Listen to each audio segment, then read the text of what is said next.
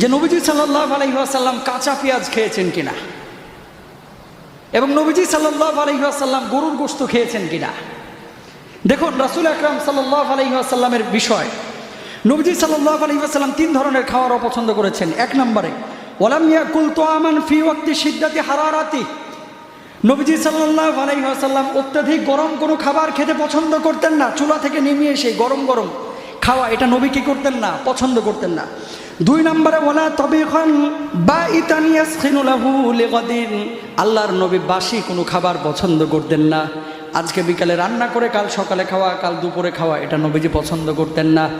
তিন নম্বরে আল্লাহর নবী ওয়ালা শাইআন মিনাল আতআমাতিল আফনাতি ওয়াল মালিহাতি কাল কাওয়ামিখ, এমন খাবার নবীজি পছন্দ করতেন না যে খাবারের মধ্যে গন্ধ আছে, কাঁচা পেঁয়াজের গন্ধ, রসুনের গন্ধ, আদার গন্ধ, মশলার গন্ধ, যে গন্ধটা খাওয়ার পরে মুখে লেগে থাকে, চটপটির গন্ধ, চাটনির গন্ধ, এই জাতীয় খাবারগুলো আল্লাহ রাসূল পছন্দ করেন নাই।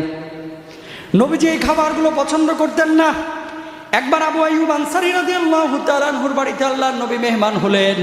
মেহমান হওয়ার পর আবু আইয়ুব আনসারী রাদিয়াল্লাহু তাআলা আনহুর বউ একটা সবজি বাগিয়েছেন, এই সবজির মধ্যে কাঁচা পেঁয়াজ তিনি দিয়েছিলেন। আল্লাহর নবীর সামনে এই খাবার পেশ করা হলো। নবীজি সাল্লাল্লাহু আলাইহি ওয়াসাল্লাম মুখে লাগিয়ে দেখতে পেলেন কাঁচা পেঁয়াজের গন্ধ এখান থেকে আসছে। আল্লাহর নবী আইয়ুব আনসারীকে বললেন, আবু আইয়ুব আনসারী, রান্নাটা করেছে কে, তুমি নাকি তোমার বউ? কয় আমার বউ। কয় খাবারটা আমার সামনে থেকে নিয়ে যাও।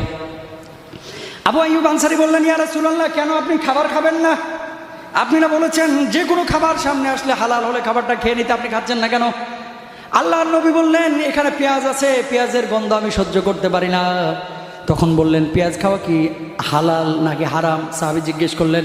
আল্লাহর নবী বললেন, ওয়ালাকিন্নী আকরাহু মিন আজলি রিহি, আল্লাহর নবী বললেন, পেঁয়াজে খাওয়া হারাম না, তবে এর যে গন্ধটা আছে, এই গন্ধ যদি আমার মুখের মধ্যে থাকে তাহলে আমার সাথী কষ্ট পাবে। সুবহানাল্লাহ। সাহাবী জিজ্ঞেস করলেন, ইয়া রাসূলুল্লাহ, আপনার সাথী আবার কে? আমার সাথী হচ্ছে আরশের সাথী, আমার সাথী হচ্ছে জিবরিল আমিন।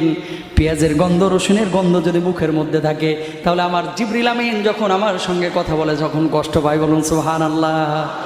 এজন্য আমি পেঁয়াজ পছন্দ করি না। আল্লাহর নবী বিশ্বনবী সাল্লাল্লাহু আলাইহি ওয়াসাল্লাম পছন্দ করতেন গাভীর দুধ, পছন্দ করতেন ঘি, এগুলো পছন্দ করতেন। আল্লাহর নবী বলছেন, ইয়ারফাহু আলাইকুম বিলাবানিল বাকরি ফাইন্নাহা শিফাউন ওয়া সামানুহা দাওয়াউন ওয়া লাহমুহা দাউন। সুবহানাল্লাহ। নবী বলছেন, তোমরা গাভীর দুধ খাও, দুধের মধ্যে পুষ্টি আছে, যেমন প্রতিষেধক আছে। আবার আল্লাহর নবী বলছেন, তোমরা দুধের ঘিও খাও, এই ঘিটাও প্রতিষেধক। সুবহানাল্লাহ।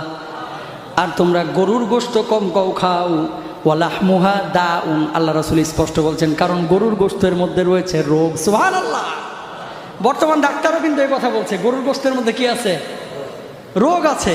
এখন আপনি বলবেন, তাহলে কি গরুর গোশত খাওয়া হারাম? না, হারাম না। সবার জন্য রোগ না, কারোর ভিতরে যতই খায় কোনো প্রতিক্রিয়া সৃষ্টি হয় না। আবার আমাদের সমাজে এমন মানুষ আছে, এক টুকরা গরুর গোশত খাইলে 3 দিন তাকে দৌড়াইতে হয়, ঠিক কিনা? খাওয়ার মধ্যখানে মুখ দিয়ে একেবারে পদ্মার স্রোত শুরু হয়ে যায়, ঘাম ঝরতে থাকে, আছে না নাই? এই জন্য আল্লাহ রাসূল বলছে, গরুর গোশতের মধ্যে এক ধরনের রোগ আছে, তোমরা যত দূর সম্ভব এটাকে কম খাবা। তবে খাওয়াটা কি না, হারাম না, ভুল বুঝবেন না। সুতরাং গাভীর দুধের ঘিয়ের মধ্যেও প্রতিষেধক আছে, কিন্তু গোশতের মধ্যে প্রতিষেধক নাই। আপনি চাইলে খাইতে পারেন, কিন্তু সীমিতভাবে খাবেন। এই কথাটা কে বলে গেছেন?